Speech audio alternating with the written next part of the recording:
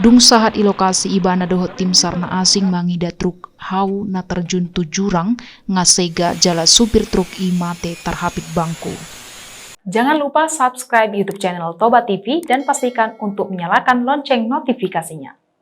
Truk nomor muatan hau masuk tu jurang dung manabrak tugu penangkaran herek di Sibaganding, Kecamatan Girsang, Sipangan Bolon, Kabupaten Simalungun, na mengakibatkan supir truk tewas terjepit di bangku kemudi.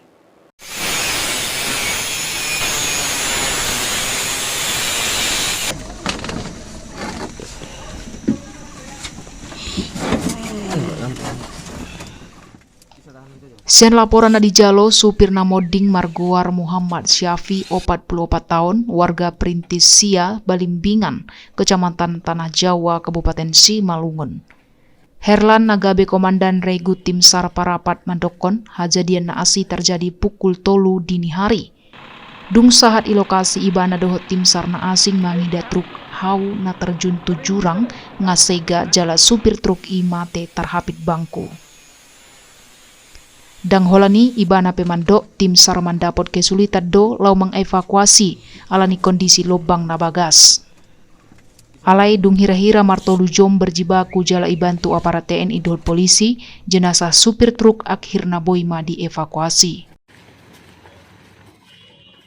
Setelah terjadi laka lantas satu buah truk muatan kayu yang terjun langsung ke jurang sedalam 5 meter, masih belum diketahui penyebabnya, masih diselidiki oleh pihak kepolisian.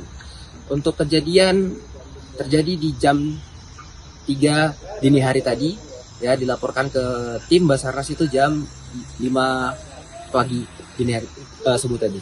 Izin Pak, apa ada kendala saat evakuasi? Ya, kendala yang kita hadapi karena kondisi medan yang sedikit agak terjal dan muatan yang terlalu berat menjepit posisi si korban di dalam bangku kemudi, di dalam kemudi ya. Jadi si korban terjepit dalam kemudi ya. Maka tim mensiasati dengan beberapa alat yang dibantu oleh warga dan pihak kepolisian dan Koramil juga memudahkan kita untuk mengeluarkan korban dari kondisi di dalam mobil terjepit tersebut. Sapesonari polisi dang dope boi mangalehon hatorangan resmi terkait tu kecelakaan. Alana halaki lau mabain penyelidikan penyebab pasti ni kecelakaan tunggali.